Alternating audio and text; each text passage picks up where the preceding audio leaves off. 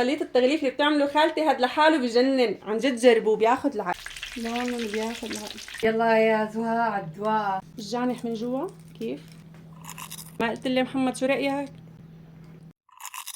الله يعطيك العافية يا خالتي، عن جد أطيب وصفة للجوانح. نضارب على المطاعم أكيد. يسعد لي كل أوقاتكم حبايب قلبي، أهلا وسهلا فيكم من وين ما كنتوا عم تتابعوني. اليوم رح أعرض لكم بس وصفة الجوانح المقلية اللي بقرمشي على طريقة حماتي، أما باقي المقبلات رح أعرض لكم إياها بالفيديو القادم. عملنا البابا غنوج وسلطة الكول سلو وكريم الثوم أو المايونيز بالنوعين حتى ما طول عليكم الفيديو أكتر. إذا كنتوا أول مرة عم تتابعوني بتمنى تشتركوا بقناتي، تفعلوا زر التنبيهات ليصلكم كل جديد، ولا تنسوني من تعليقاتكم الحلوة. صباح الخير. اهلين، صباح النور. كيفك خالتي؟ شو اخبارك؟ والله الحمد لله رب العالمين، الف خير من الله. الله يعطيك العافيه. الله يعافيك يا رب. شو عم تحضري لنا اليوم؟ اليوم عملت لكم جوانح بروستد. يا سلام. يلا والله المتابعين اشتاقوا لوصفاتك كثير، وانا ولحكياتك الحلوين ولمعلوماتك الحلوه اللي يعطوا لك وانا منها. اشتقت لتعليقاتهم. يلا الله هيك يقوينا ونحضر لهم اللي بيحبوه. الله يقويك يا رب ويخلي لنا اياكي. الله يخلي لي اياك. هلا عندنا جانح بنقطعه قطعتين هيك، وبنتخلص من هذا الجزء ما بدنا اياه لانه بينحرق بالقلي. هذا ما بينفع بالقلي؟ لا. هلا هذا قدام غسلناه بالاول وفركناه بالليمون ونعناه بالخل. ما شاء الله ريحتهم بتشهي، شوفوا ما شاء الله لونهم بشهي ابيض وريحتهم كتير حلوه. كمية الجوانح هدول كيليين. راح نضيف لهم هاي التتبيله: ثوم مهروس راسين، معلقه كزبره كبيره، معلقه الاكل، معلقه زنجبيل كبيره، معلقه فلفل كبيره، معلقه فليفله حمراء كبيره، ثوم معلقه صغيره، بصل معلقه صغيره، ثوم بودره وبصل بودره، وعندنا معلقه هيل كبيره. الهيل كتير بيعطي نكهه طيبه. هلا راح نخلط كل هاي المواد عليه والثوم المهروس. وعندنا هون كمان هاتيهم خالتي للغراب. وعندنا هون زيت نباتي، يعني اي زيت نباتي. وعندنا هون عصرة ليمونة. بتحطوا ملح حسب الرغبة، في ناس بتحبوا وسط، في ناس بتحبوا ظاهر ملحه، حسب الرغبة.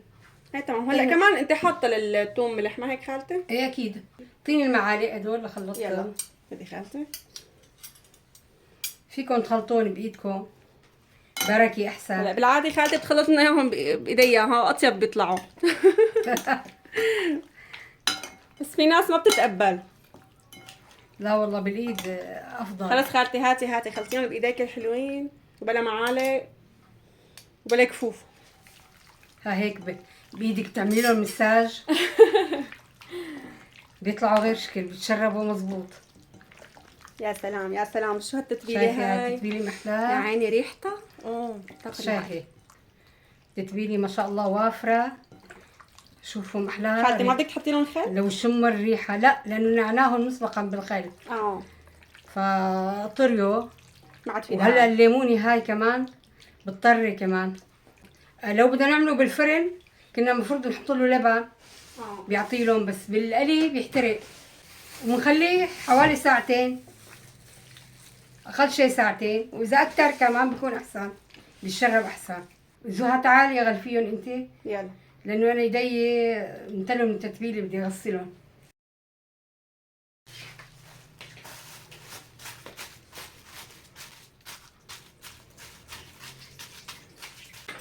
هلا رح احطهم بالبراد.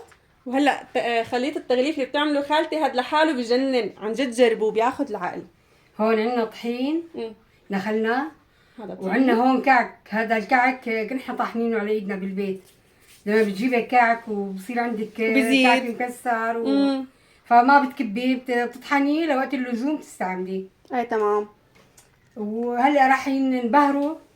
عندنا زنجبيل، هاي معلقه كبيره.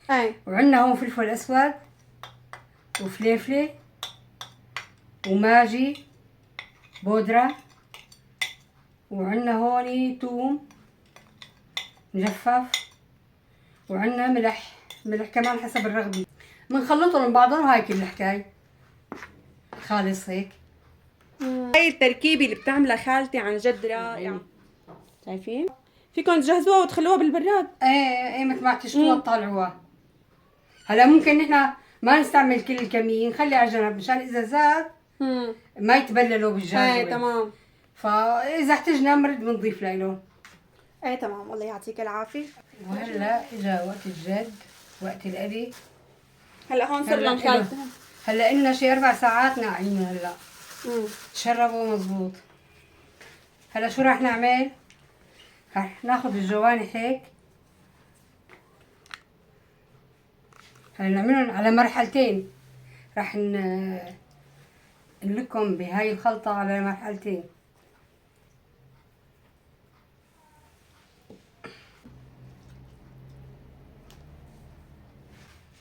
هلا هون خالتي رجعت ضافت مي لانه في تغليف مرحله ثانيه.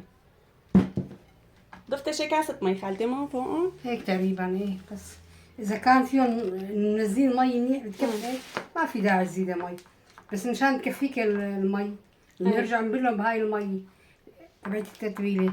اي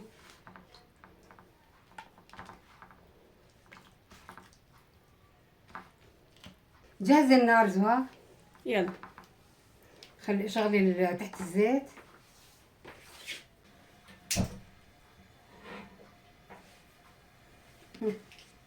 نحن راح نكتفي بهدول، نرفع هيك الدجاج شوي عشان نعطي مجال انه نبلهم بالصوص. هلا هاي التغليفه مرتين بتعطيها بتعطيه قرمشي ما هيك؟ قرمشي بتعطيه طبقه سميكي شوي، وهذا كلياته بالقلي بيقرمش، بصير من جوا بيبقى طري جوسي ومن برا مقرمش.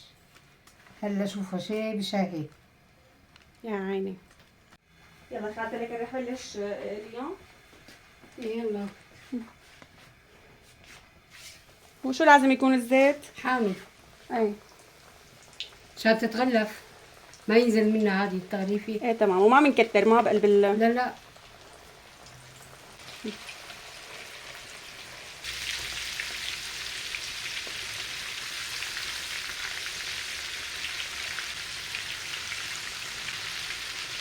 هلا غطيهم. هلا غطيهم وهدى شوي. سرع الصويان مشان يستووا. هلا انا رح وطي الغاز.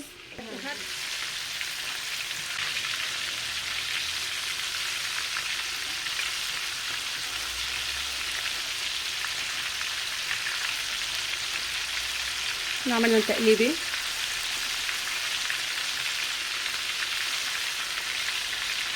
هلا على نار هادية ليستووا على مهلهم. شوف شو صار فيهم هلا، كأنه خالتي حاجتهم. ممتازين. يلا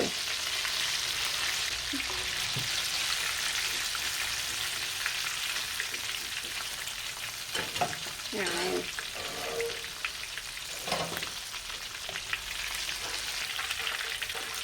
شايفين ما شاء الله لونه بياخد العقل.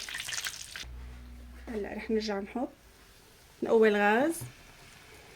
هلا ما رح نغطيهم، خليهم ياخذوا الصدمه بعدين بنقلبهم بنرجع بنغطيهم بنتركهم هيك ربع ساعه. وهلا اجت احلى مرحله. يلا يا زهى على الدواء. الله يديم الخير يا محمد تعالوا. يلا هلا هلا رايكم نسكب صحن. انا بعد الطبخ ما بقدر ادوق. تجيكم هيك الجانح من جوا كيف ان شاء الله. شوفوا شو مستوي ومنهنا بجنن. خالتي دوقي. انا ما ادري يعطينا محمد، خلي يعطينا رايه وهو ذواق. يلا هون محمد. ما قلت لي محمد شو رايك؟ شي ناهي، من أطيب الأكلات عن جد، شي طيب كتير. واحد متى ما فتحت نفسه مع السكر بهيك أكلات. الله يعطيك طيبة. العافية يا خالتي عن جد. أطيب أطيب وصفة للجوانح. نضارب على المطاعم أكيد. حبايب قلبي لا تنسوا تعملوا لنا لايك، اشتراك بالقناة إذا ما كنتم مشتركين، وتفعلوا زر التنبيهات لحتى يصلكم كل جديد، ودعمونا باللايك. اللايك كتير أساسي ليرتفع الفيديو لتشجعونا نعمل فيديوهات أكتر. سلام.